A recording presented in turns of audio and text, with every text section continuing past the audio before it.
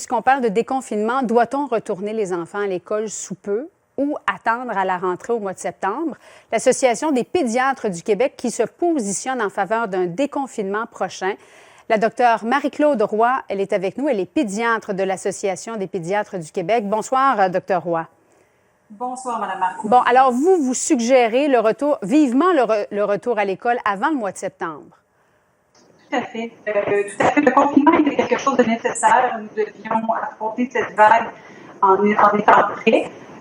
Maintenant que c'est chose faite, nous, on commence à s'inquiéter pour les enfants qui sont à domicile, les enfants qui sont privés de tout leur filet de sécurité, de tout leur filet social, des enfants qui, par moment, sont plus vulnérables dans des familles qui n'ont pas toujours les revenus actuellement pour les nourrir à leur faim. Donc, il y a plusieurs problèmes qui sont corollaires au fait de prolonger le confinement. Dans le fond, vous craignez un ressac, carrément. Problème de développement, violence aussi à l'endroit des enfants, malnutrition. Il y a quoi? Près de 250 000 enfants là, qui se nourrissent chaque matin grâce au petit déjeuner. Ce sont des dommages qui risquent de passer sous le radar. On le sait, ça fait pas partie des statistiques des cas de COVID qui s'accumulent à chaque jour. Mais on a des enfants, justement, qui sont nourris dans leur milieu scolaire, dans leur CPE. On a aussi des enfants dont les milieux sont pas toujours agréables à la maison. Il peut y avoir plus de violences domestiques dans des cas stressants comme la pandémie que nous vivons.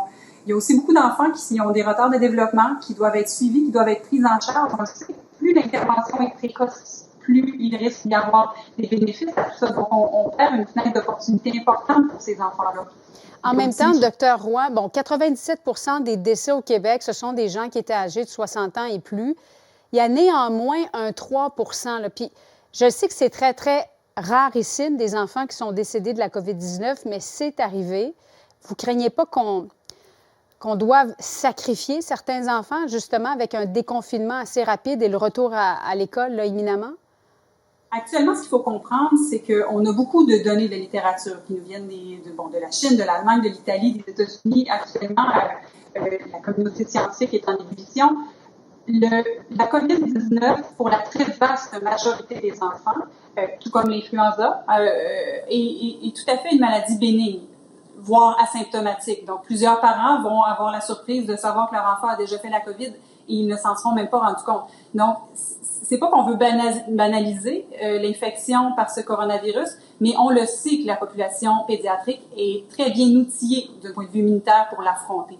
Non seulement ça, mais tôt ou tard, il faudra qu'elle l'affronte parce que le coronavirus est là pour rester. L'arrivée d'un vaccin, on ne l'anticipe pas avant plusieurs longs mois. L'option de garder les enfants confinés n'en est pas une. Et non seulement ça, mais après 6 semaines, force est de constater qu'on atteint le seuil où les désavantages de rester confinés risquent d'être beaucoup plus dommageables que la protection que ça pourrait leur apporter. Avec notamment le carnet de vaccination, là? Oui, tout à fait. On a beaucoup d'enfants qui actuellement n'ont pas de suivi périodique, qui manquent une dose, parfois même 2. Si on s'en va vers le 2 mois là, de confinement, ça va être 2 doses de manquer. À moyen terme, ce sont des éclosions de rougeole qu'on va avoir, ce sont des éclosions de varicelle et toutes leurs complications. Ce n'est pas ce qu'on souhaite et ce sera probablement plus dommageable que la COVID pour cette population-là. En tant que pédiatre, docteur Roy, est-ce que vous examinez moins d'enfants actuellement?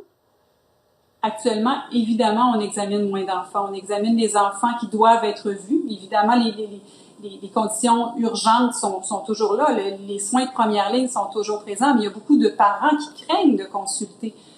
C'est vrai pour la population adulte. On a beaucoup entendu parler des gens avec des maladies cardiaques, des ACV, tout ça qui se présente tardivement en urgence.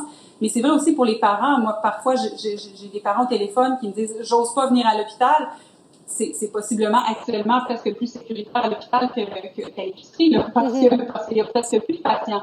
Donc oui, on voit moins de patients, on les rencontre moins, et toute la première ligne, toute la prévention ne peut pas se faire. Puis tôt ou tard, ça risque de créer une 4e vague qui sera celle des dommages collatéraux. Et en terminant, docteur Roy, est-ce que vous diriez que même les enfants qui souffrent d'une maladie respiratoire, je pense à l'asthme notamment, vous leur diriez de retourner aussi rapidement à l'école? Ou il y aurait des exceptions?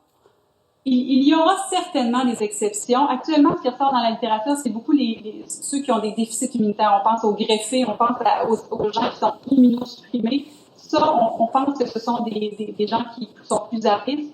Pour le reste, les données ne sont pas très inquiétantes, même pour nos patients avec des maladies chroniques.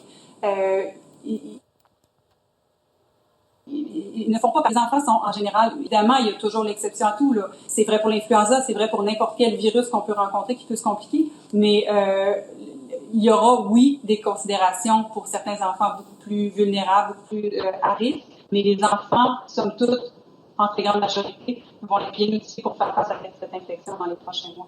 Docteur Marie-Claude Roy, pédiatre de l'Association des pédiatres du Québec. Merci beaucoup, Docteur Roy. Ce fut un plaisir. Bonne soirée.